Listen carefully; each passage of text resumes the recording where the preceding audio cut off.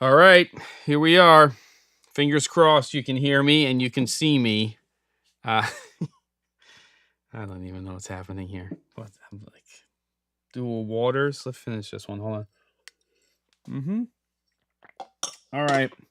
How's everybody doing? Hey, Thaddeus, Pat, Brandon, DJ.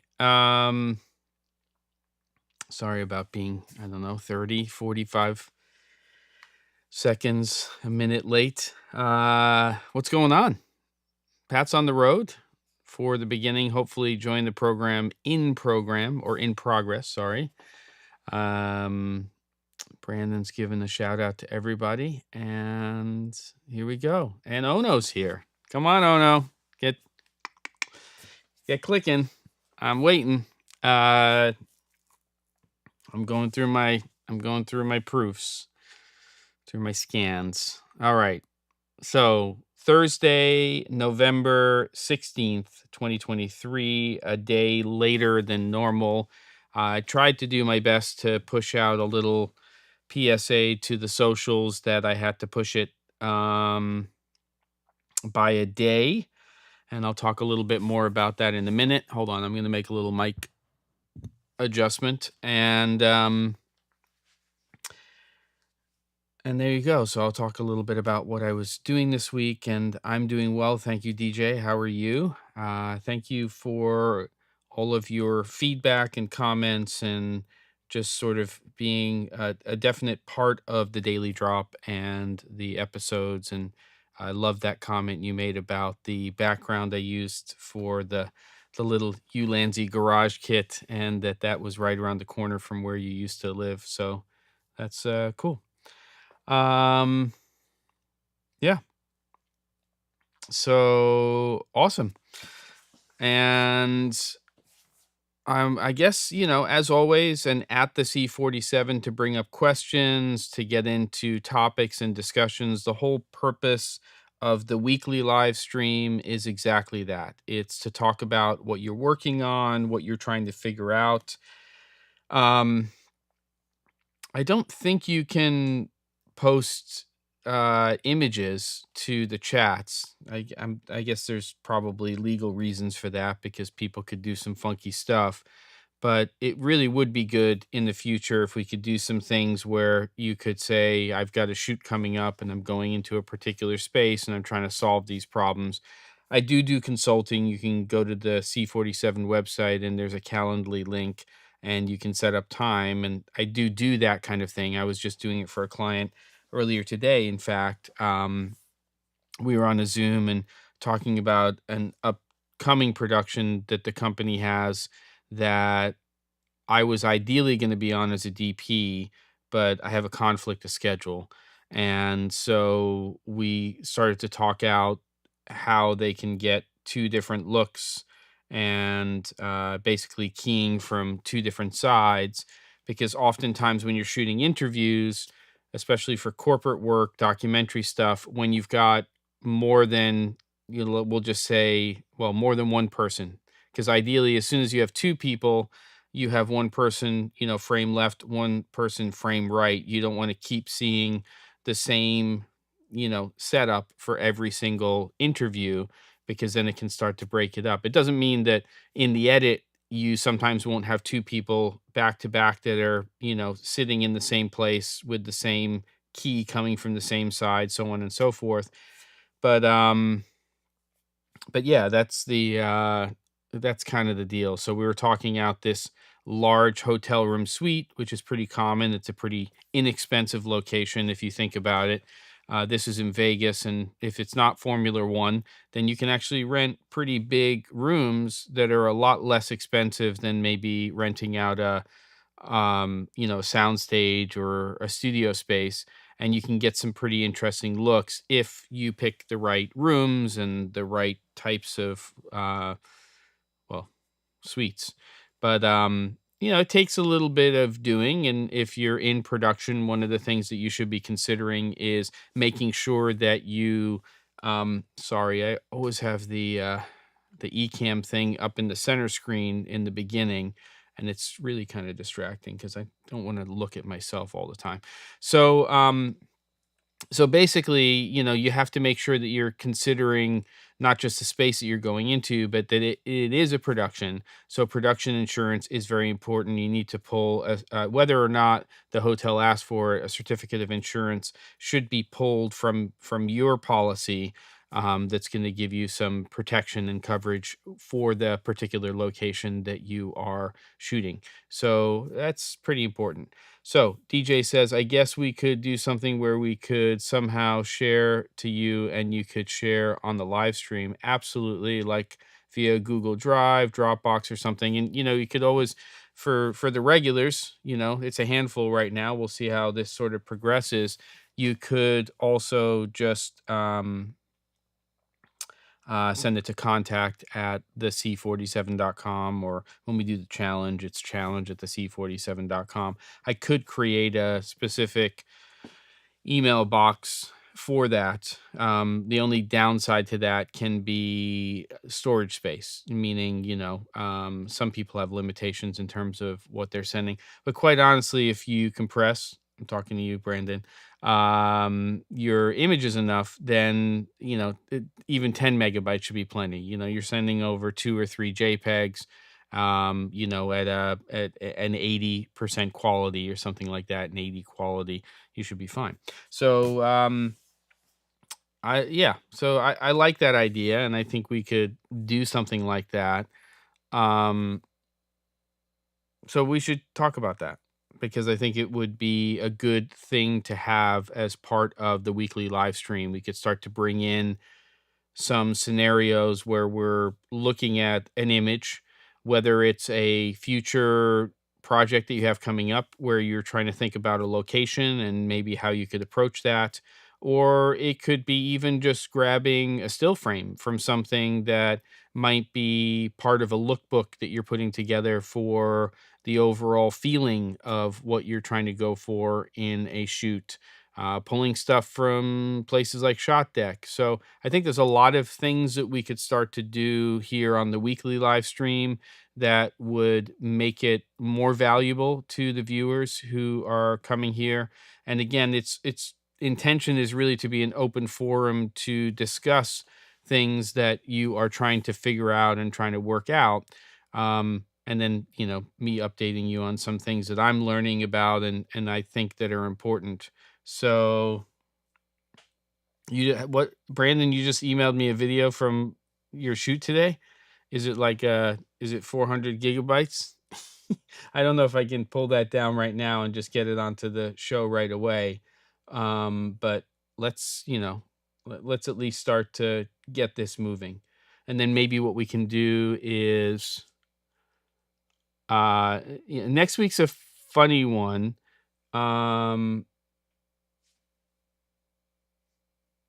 Next week's a funny one because it's the day before Thanksgiving. So I don't know what I remembered. Oh, I see. Yep.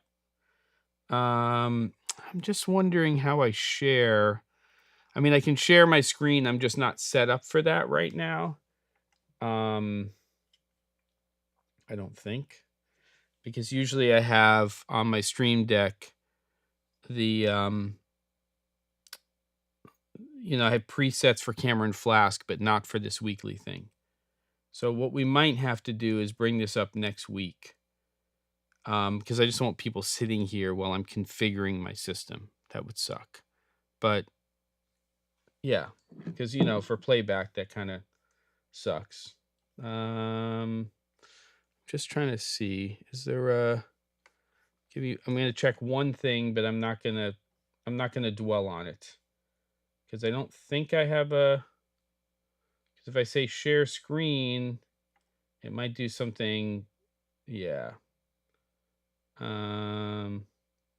It's trying to do an install. This is really a, and then let me see if I can primary display. Can you guys see that? Hard for me to see what you're seeing. Tell me if you can see anything.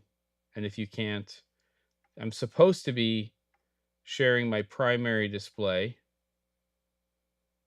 Preview. Is that working? No, it's not liking this. I have to install something. It's kind of being poopy right now.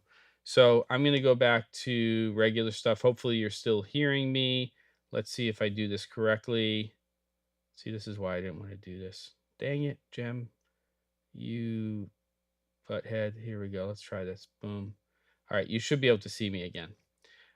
For some reason, when I do share, I think what it's trying to do is install basically an audio hook, because if you're sharing, it wants to be able to go ahead and also playback audio.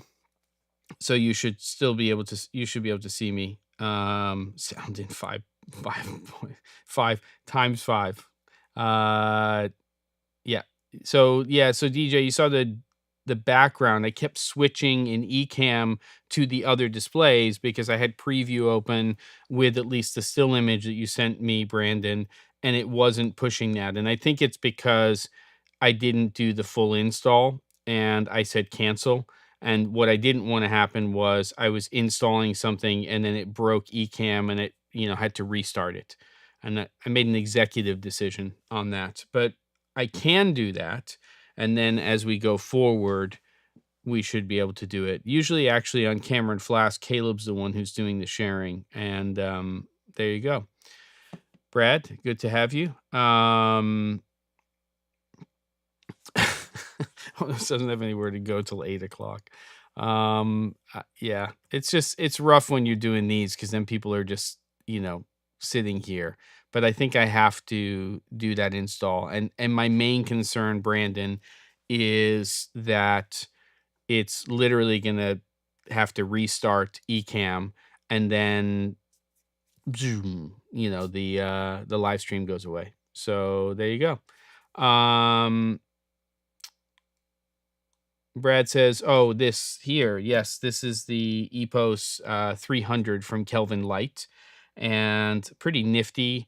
And what you're referring to, Brad, are their play lights, which are the first RGB ACL lights. So they have 6 light array, and then they have their proprietary light engine, which is what's driving it. So there are other RGB ACL lights on the market. You have the Orbiter from Sky Panels. You have, and when I'm talking about single source, so or reads a single source, a chip on board light. So this has an array of 6 different colored LEDs, which then reproduces the light spectrum. In both correlated color temperature, but also in varying degrees of saturated color based on like a base color temperature. So you could say, oh, it's it's 5600 Kelvin is my base light, and then I'm gonna start to introduce color based on that, gels, things like that, so on and so forth. And then what's really nifty about this system, and the intention was that for tomorrow's episode, I was going to kind of do an overview of this light. But I'm not going to be able to because it's just too much stuff. I started laying everything out and figuring out what I want to shoot and how I want to cover it. So the plan is that would be next week at some point that I'll do an episode on the EPOS 300 because I need a little more time to not only shoot it but also edit it. And I think it's going to be a long episode. If I'm smart about it, I would do a part 1 and part 2. Maybe I will. I still haven't figured out how I'm going to do 5 episodes for Thanksgiving week. That's a whole other story, but I digress. This is one of their accessories, which is called the dome diffuser. I think it comes with a standard medium diffuser. I'm trying to clarify that because this demo unit I have in came with a medium diffuser. They make a heavy and a light. And then the dome one, along with all the other ones, is very cool because it's magnetic. So this is obviously going to cut how much light is coming out of the fixture, but it's now spreading that light in like a half sphere. So it's going all the way around. So it's a really great way to break light that's coming out of something like this, but to have the flexibility of being able to change how much it's being diffused. So I actually wasn't planning on doing this, but I'm just going to show you a couple of things. So that's the light one. And then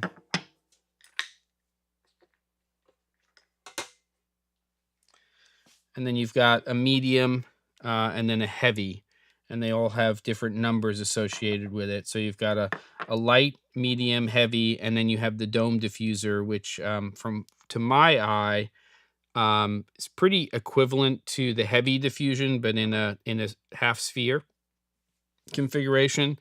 Um, and those are the basic ones, but they're all magnetic, which is super, super cool, because then you can just say, I want heavy diffusion, boom, there's heavy diffusion.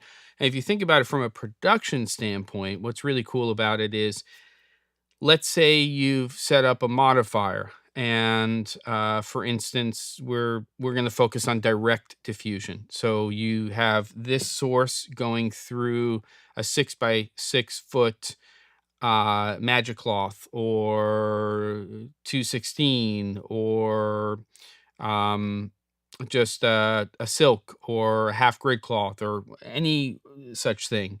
And when you're setting it up, you obviously have intensity, and that's how much light is coming out of the fixture. And then you have the actual modifier, which becomes effectively your light source, because you're taking this harder light source, making it softer, and that becomes your actual key. But then with these magnetic diffusers, if you want to back off or strengthen that break of light and how much it's diffused, you can just go ahead and pop these on and off. So it makes it very, very quick and easy to do that. So pretty unique to the system, which I like. And unique is good now that we have so much same as. And I will say that there's a lot of 300-watt chip on board fixtures out there that are RGB WW, and there's only less than, on this hand, versions that are RGB ACL. But the build quality of this thing is a tank. I mean, this is not just built to be babied around. This is designed for day in, day out, hardcore production. And you could definitely see this on a grip and lighting truck for sure. So yeah, it's pretty cool. Yeah. Yeah, show and tell. I'm into that too. But so this EPOS 300 is really interesting. They also have the Play, which is the panel light, and they also have coming to market the 600-watt version of this particular fixture, which in a lot of ways, with how people are lighting nowadays, or the different ways that people are lighting, 600 is a great baseline. 500 to 600 watt. um, I have the 720-watt bicolor from Nanlite, the Forza 720B, and that's a workhorse. It doesn't mean that I don't go to the 300 or the 500 for things. I absolutely do, and it's completely overkill in a space like this, meaning the 720. But as soon as you're trying to balance interior to exterior, and you can see the outside world from your interior location, then having higher output fixtures is really important. But where it's also really important is when you want to modify that source in specific ways. And one of the most common ways to modify a harder light source is to bounce that light. And as soon as you bounce light, you're losing a lot of the intensity of light, which is usually fine if you can get to the right level of light that you need for the ratios that you're trying to light for. So, so having higher output fixtures for things like bounce light, or even bounce and diffuse, which we would call a book light, is important, because it's not always that fixture is just being pointed in a particular direction at a subject matter, object, or person, or people, and space, and you're using a reflector, because that's going to be hard light. So you're going to either push it through something, which is reducing the intensity of that light and usually blooming it and making it softer and wrapped, or bouncing it, or bouncing and diffusing it. And that's one of the reasons why, as you start to scale, in terms of what you're doing, in terms of not only the way you're lighting, because it could be a small to medium sized space, but you're doing book lights, so you need higher output fixtures, but also when you're lighting bigger spaces.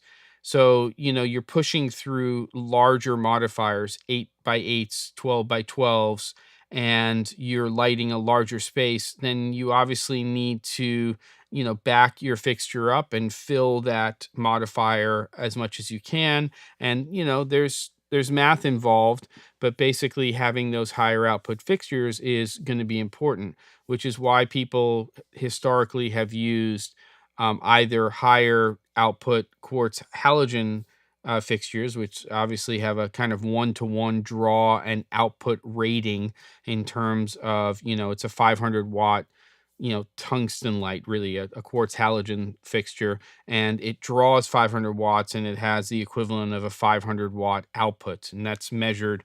And then it gets tricky because you're trying to compare that to an LED light. So really it's things like lux that help us do that. Foot candles, they're they're fixed measurements regardless of what the starting light source is. Technology, is it CFL, compact fluorescence?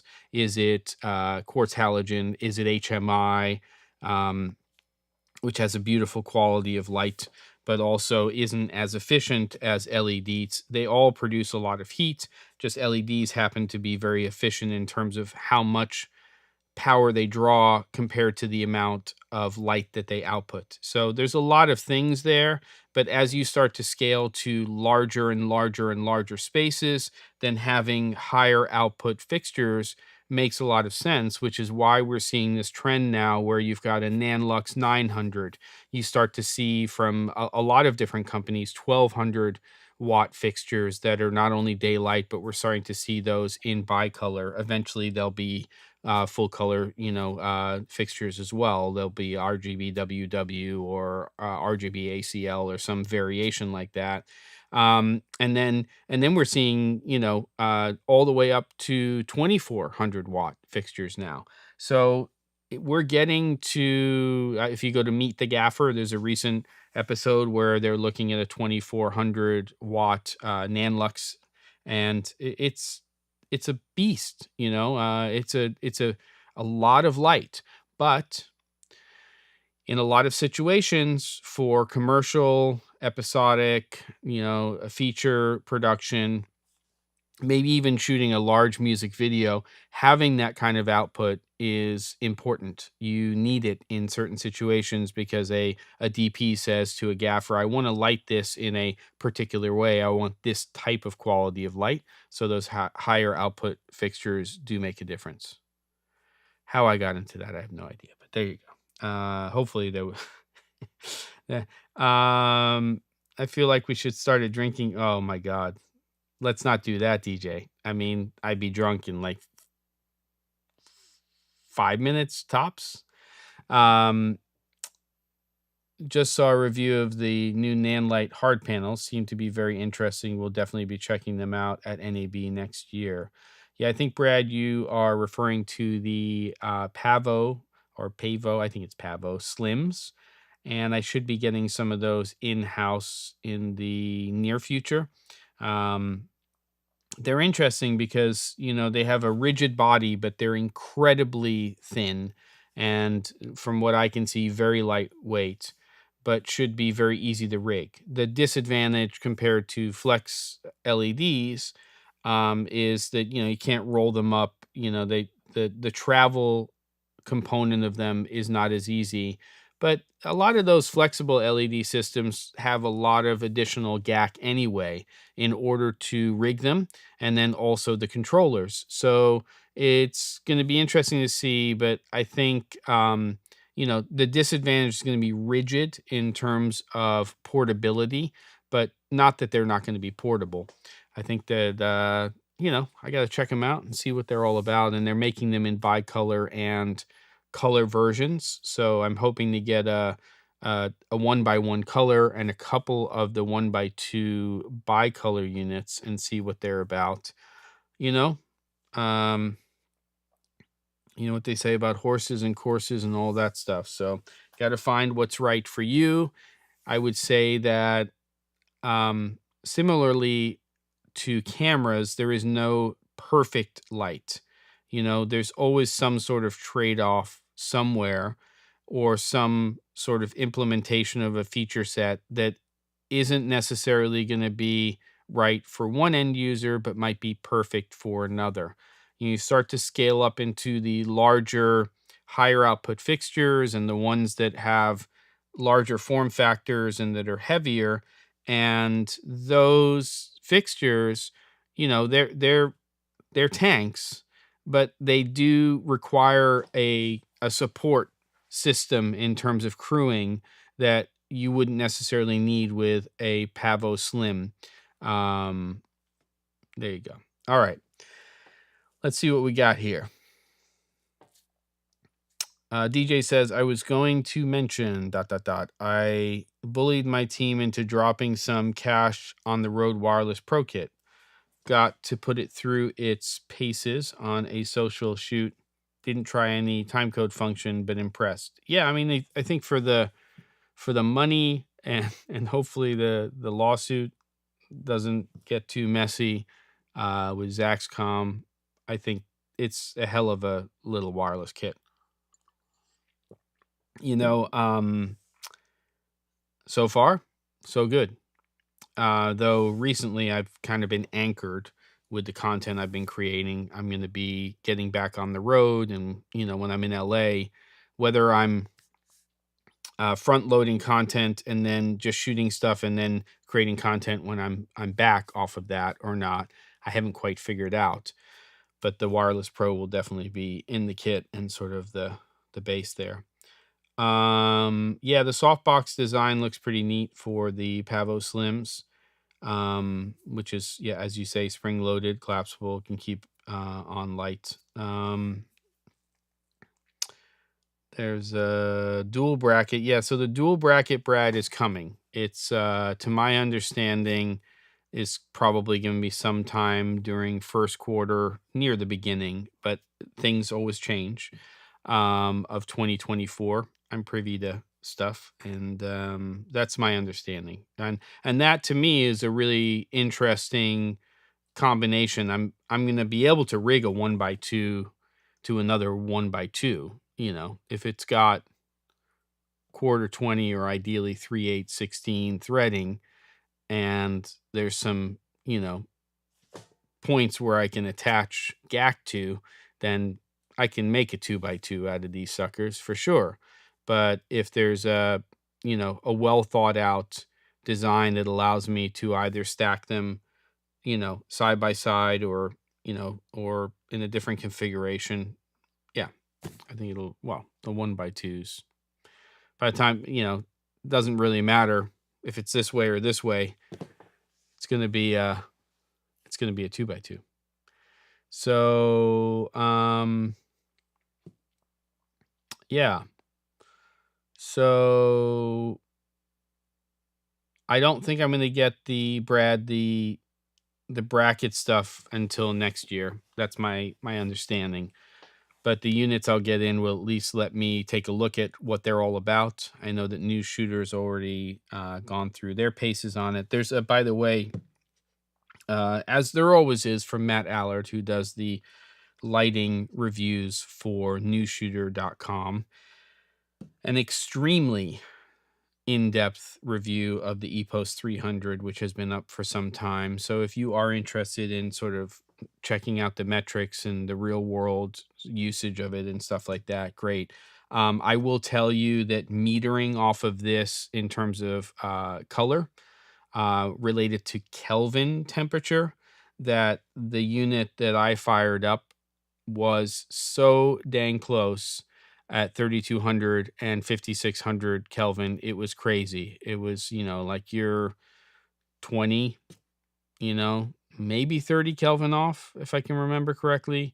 We're talking about really, really close. I would never expect to, check the color temperature, correlated color temperature, and get 5600 and 3200 respectively off of a fixture. I always expect there to be a little bit of change there, but these seem to be very, very well calibrated systems that are pretty cool. And I'll talk about it some more, but it's also nice that they have, which I wish every light had, a constant versus maximum mode, because a lot of these lights will give you a higher output at a different Kelvin temperature and then a lower output at a different one.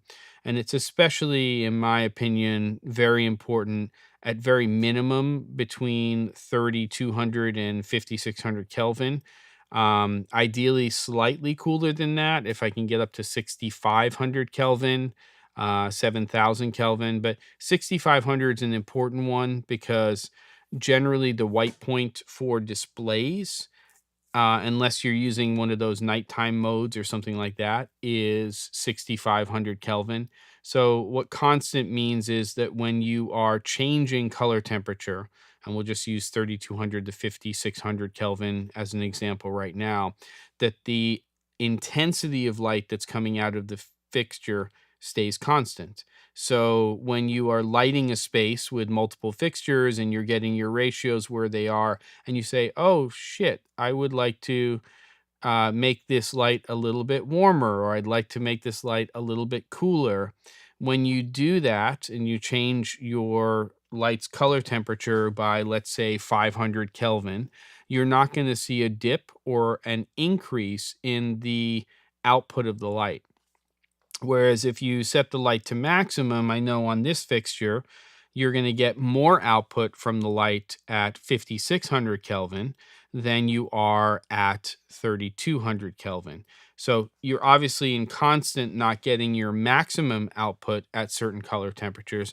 But for me, having a constant feature is really important when you are thinking about production and what you're doing. So there you go. Let's see. Associated with the Pavo Slim, but a separate question. I'm beginning to only consider wireless CRMX lumen radio fixtures going forward. I feel like I've handicapped myself staying with aperture situs. Well, I think, Brad, and for me, CRMX is not really a part of my workflow right now. I think once you start to get into bigger productions with a lot more fixtures and things like that, it makes a lot of sense to be able to basically do a wireless DMX type of solution for your setups and what you're doing. But and then it just gives you a different type of flexibility, but it's a different type of production, I think.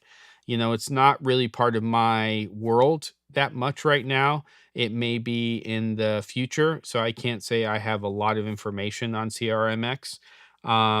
But it's good when your fixtures are supporting the broadest type of protocols when you are talking about things. And we'll have to see where it goes with Aperture. I mean, I will say that Aperture, RE, Kelvin, all have very, very well thought out, very strong app control of their fixtures. Kelvin, kind of reminds me of RE from a user standpoint. I mean, RE's app is really well thought out and actually very easy as well. But it's kind of like when you think that shooting with an RE Alexa is complex, or you might think that because it's such an expensive camera. But the truth is that it's until you dive into the color side, the painting, and that component of it, especially with the new looks kind of stuff that you have on the Alexa 35.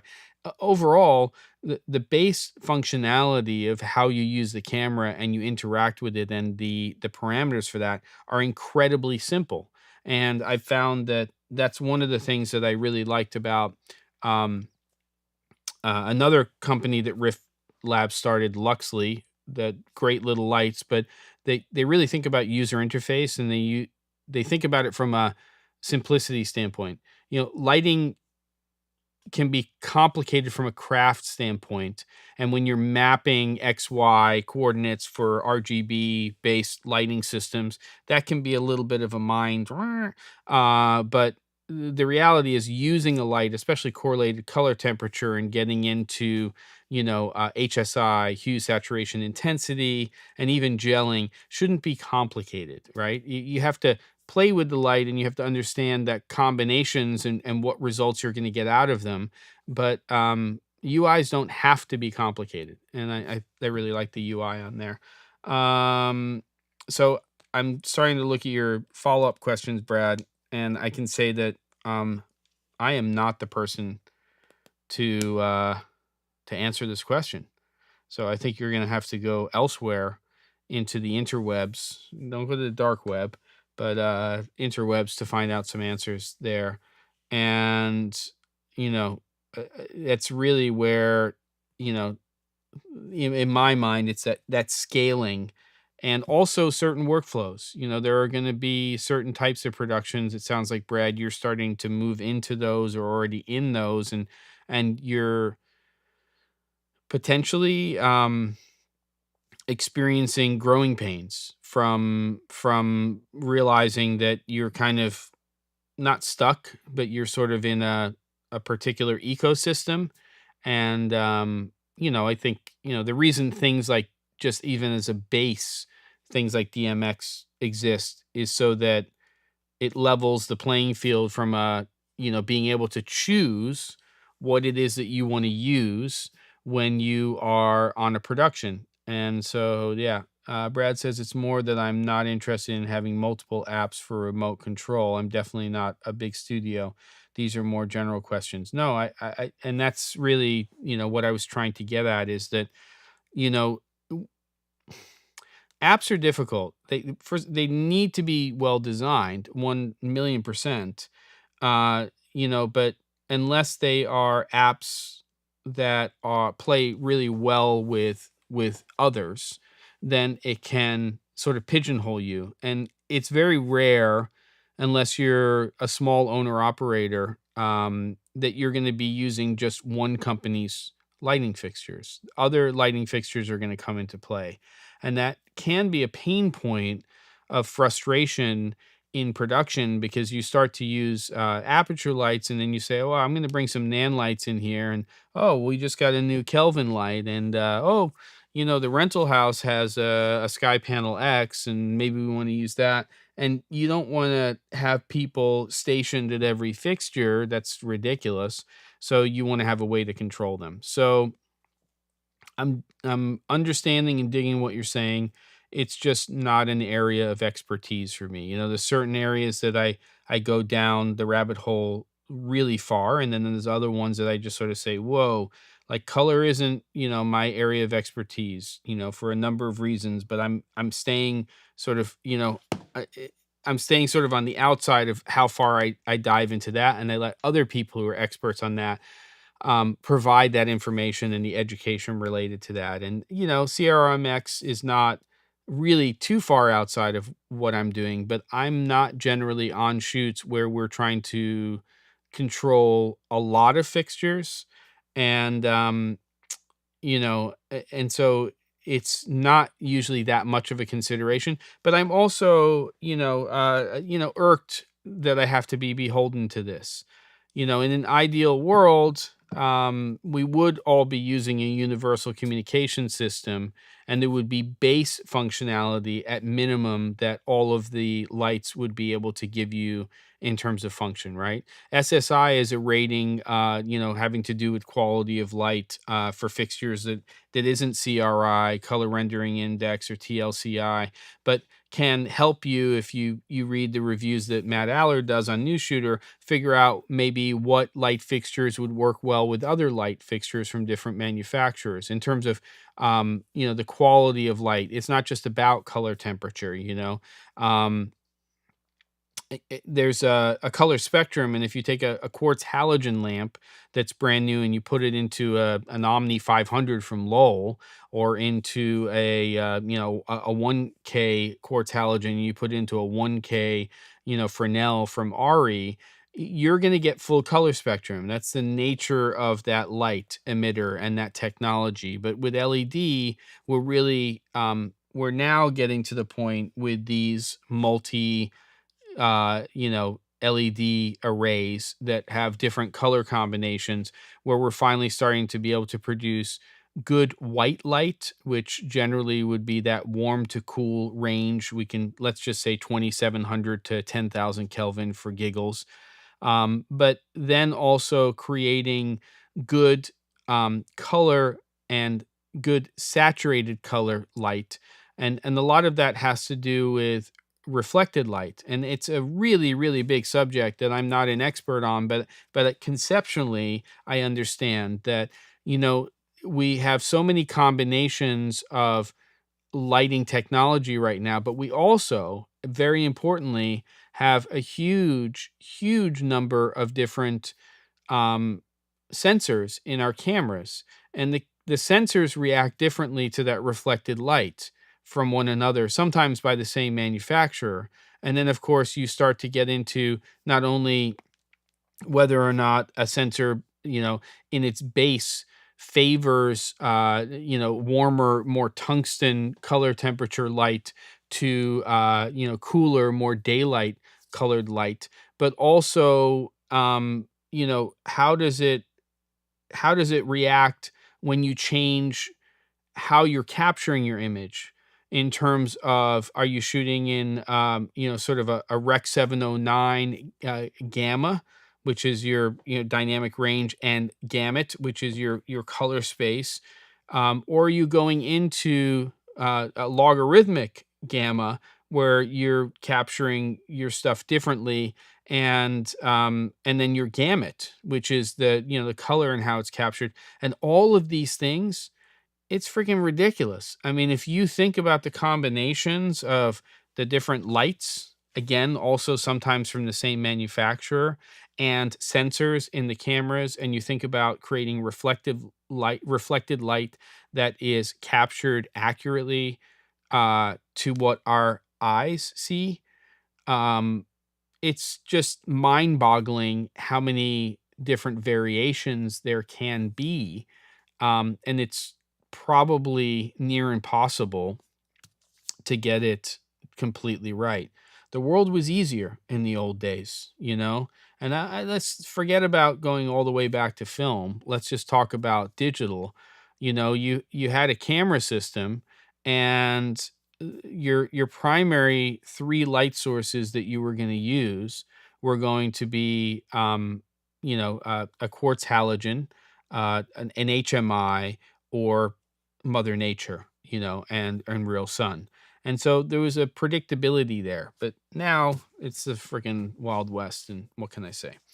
All right, I'm blabbing, guys, but hopefully some of that has some relevance to your for all nine of you. So it is. It's a mind twisting rabbit hole. I agree. There's other ways to describe that. Uh, it's just nutty, and we just have to understand that almost none of us, except for the Einsteins of this world, the Tim Kangs of this world, are going to understand this more than just in a broad sense, because to get to the granular sort of place where you completely understand what all of the variations are, and the implications of that, the ramifications of different combinations of light sources and sensors and all of that kind of stuff. Um, I don't have time for that. If I'm going to concentrate on what it is I do for a living. If I decided that that's what I was going to do for a living, and I could commit myself, I'm not smart enough to do that, by the way. But it's fascinating to me, sort of where we're going with all of this. And then we have the other side of it, which is that, we now have, and they're starting to see software solutions where you basically can go into something like Resolve with a plugin, and you can feed it, log wide gamut footage from a Sony camera. You can feed it log wide gamut footage from an ARRI camera, and you can say, I would like one or the other to match each other.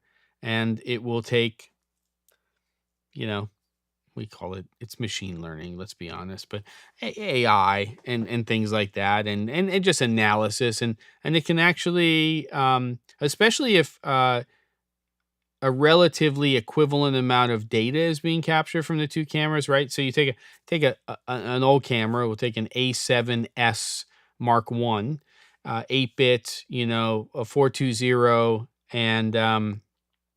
and even though Sony was putting S-Log, and wide gamut capture into those cameras, if you tried to truly match with, a Sony Venice, same company, very different camera.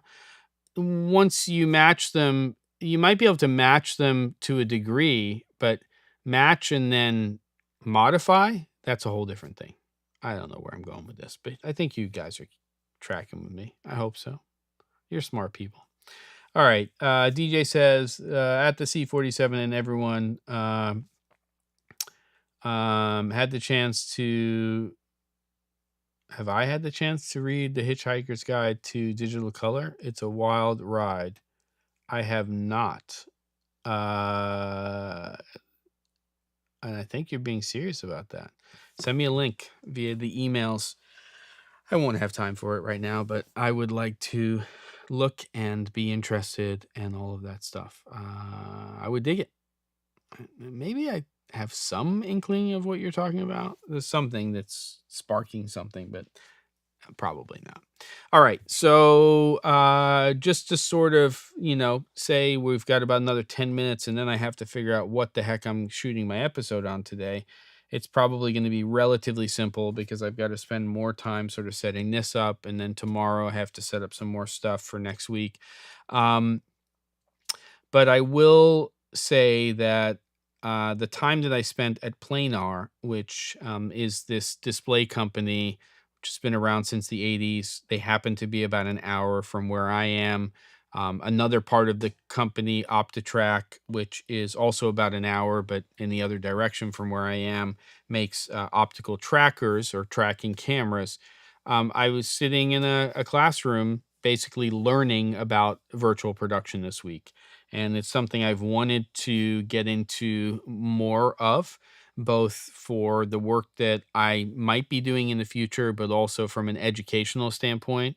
Always best if it's both. And I was only going for one day. I was going to go the first day to sort of understand how the panels, the screens, the LED screens, which are just the volume is all of it, right? You talk about the whole space, that's a volume. So the screen is one component. So I learned about the screen technology and pitch and other considerations related to that. Brandon, as you had mentioned before, I think it was your comment on today's episode, it can play better with certain cameras than others. A lot of that has to do with gen lock and actually locking it in to make sure that the frames are completely locked and that you don't have any issues where you're seeing, you know, artifacting based on them not matching in terms of frequency and frame rate and all of that fun stuff. But part of it can be also distance of camera to screen, focal length of lens, and one of the big issues that you have to get around is moire. And it's not a magic, paint by numbers, or there's no magic behind it, but there's experience behind it and what is working and what isn't. And that can have to do with the pitch or how close the LEDs are to each other on your screen. You might have moire problems with a screen that has a wider or tighter pitch. So it just depends, and the size of the space, and there's so many variables. It's almost like getting into that conversation about camera sensors and light emitters and all of that fun stuff. So, and then the second half of the first day was really learning about the controllers, and that's how you actually control the actual screen itself and set it up. And because if you have a 10 foot by 20 foot screen, it's made up of panels. I would say that a panel might be 2 by 2 or something like that. But inside of that are individual rectangles that you can pop out, which are also LED arrays, and they all have to match each other or pretty closely in order for there not to be issues. So Brompton technology was there, so we were going to that. And then on day two, the reason I went back was there was two things being covered. One was the OptiTrack system, which is the optical tracking cameras, which is a big part of the whole thing. And then you put a tracker on your actual camera, and then that basically gets connected to, and you have to communicate with your real camera and then a virtual camera in something like Unreal Engine. And then there has to be a 0 point in the world so that when you're moving your camera, what you're seeing on the volume, um, which is being derived from, we'll call it Unreal Engine first, is giving you parallax, and is realistically showing you what you should be seeing as if a camera were moving in the real world. So it's trucking, or it's trucking and it's panning, so on and so forth. And then in the afternoon, yesterday, which was really fascinating for me, Assimilate was there with something called Live FX. And that basically can be used either independently or hooking into Unreal Engine. And it's really the thing that lets you do some incredibly cool things. For instance, you can color correct on the fly. And again, this is one of the things that's great about Assimilate is their technology is basically like it plays anything. It's so agnostic to everything. If Brad, Assimilate designed a system for controlling all lights, it would be pretty amazing. And controlling lights is one of the things that it can do. It can actually go and take things like the rainbow, lights, and I think, is it Rainbow X, and then the Rainbow Twos, which are bigger, and you can daisy chain those, and then you basically pixel mapping or image mapping to the lights, and you're grabbing data and pushing it to those light fixtures. Um, that's tip of the iceberg. You should just look at Live FX or FX. They just released a new version, Assimilate, and you can see that can sort of be the command central for sort of what's happening with your volume in terms of what's being pushed to the screen, and the parameters that you can change in there. It's pretty deep, as you would imagine, but pretty amazing. And it lets you do like real-time transforms and stuff. So you've got stuff coming in, and you want to make sure that your camera system's shooting in Rec 2020 or P3, and we'll say P3 because these displays are getting close to that gamut. Um, Not quite Rec 2020 yet. But that's a whole thing. So I'm blabbing, but it was really, really fascinating. DJ, I'd say global shutter was something I was discussing with them. The advantages of global shutter, of course, is that you don't have a rolling shutter readout. And we were talking about the fact that speed of readout can have a lot to do with that, with a rolling shutter, and having that problem. One of the people who is doing the Assimilate presentation has actually done a lot of tests with different cameras and found that certain cameras don't necessarily, if you're doing single camera, have to be gen locked to the system, and other cameras would have to be, because they're just not syncing. So we were doing some tests with the XH2S, and they've done tests with the XH2, and that person's done tests with, actually, if you just do the hook at Alex Pierce, Pearce 3D, Pretty much on any social, you'll see some really interesting stuff from Alex related to a lot of different technologies in this space, but some of it is assimilate and some of it's tied in with Quasar, and it's all pretty cool stuff. Harrison says, "Oh, hey, Harrison. Slowly moving to virtual production studio. One thing I'm finding is setup is everything. It is 100%. I mean, it is, it's not the key to the castle, but it's you could even see it in the workshop. It was all set up, but then there were different components for each day from a educational standpoint. And if one thing hadn't been tested, you know, it delays. It's got to all be set up ahead of time. And I'm not talking about what it is that you're displaying on the screen itself. It's everything else because, there's a lot of parts to it. But one of the things that I was there for was, to not only get educated, but to figure out what really needs to happen in order for the people that are in, I would say, my universe when it comes to being an educator. And largely that is corporate, in house, promotional, um, small commercial content. And how do you put together a solution for that market that is not so overwhelming that it's achievable? So yeah, Harrison, it's a steep learning curve right now. It is a lot of fun. I could see myself doing a lot more in that space. So when I go down to LA in December, I'm definitely going to be doing some things where I'm getting educated on other technology related, some of it competing, some of it just different. Because the more understanding you have of the pluses and minuses of the different solutions, there's more than one controller out there, company that creates a controller. There's more than one company that, can be the basis of the content that's going on there. Unreal is probably the one that we hear about the most, but it can be Blender and it can be these other solutions out there.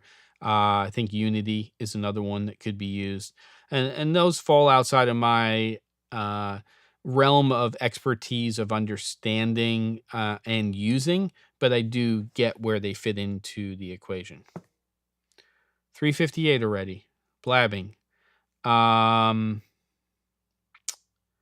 You went with Pixotope. And what component is Pixotope again, Harrison? What part of the equation is that for your essentially like how you're not controlling the screen but controlling the content, or is it different? Um, DJ says at my level of production, we're nowhere near any of this activity. I'm so much looking forward to hearing what you find out on. Yeah, it's going to take a while. I'm excited. I gotta say, there's a lot to learn here and a lot to do. Let me get the main screen over here. Thanks for sticking it out with me as I blabbed about a lot of stuff, but that's kind of what this is about. Love the idea of you guys sending some more stuff. Brandon, thank you for sending that. Let's figure out a way to integrate this into some future stuff. For the time being, if you want to just send me some stuff to um, let's use the challenge at the theC47.com email address, because that's the one that's sort of tied in with the website, meaning the YouTube channel, and the things that we're doing. I mean, that's where people are going to be sending, oh no, I'm talking to you, the black and white film challenge stuff, but it's also maybe a good place. If you send it to contact at the theC47.com, that's okay as well. But it's good that we sort of talk these things out, and if there's something that makes sense to share, great. Otherwise, we'll talk about it offline. I still want to make sure that we're staying focused on educational content and all of that good stuff. Again, thank you for coming to the live stream. And if you're watching this on the replay, thank you for coming and watching it on the replay. I know people do that. And I think this one's got some information. If you, don't get too sick of hearing me talk, then there's I think some good info there to be thinking about in terms of lighting and camera sensors and all that fun stuff. So again, I thank you very much. Oh wait, Harrison says basically a full solution, but uses Unreal as its main driver. Just getting started, so still have no idea what I'm doing. We're a good year away before we are up and running. Yeah, would love to do some virtual production workshops at NAB. Baby steps, seeds have been planted. Um, have a good weekend, everybody. We will, as of right now, have a pre-Thanksgiving episode. Just keep an eye on the socials, just in case, with family coming in and everything else, it just sort of crumbles. And I say we're going to come back the following week. But right now, that's the plan. Thank you, everybody. Thanks for watching. Have a great weekend, and I'll see you guys hopefully on the next episode of The Daily Drop.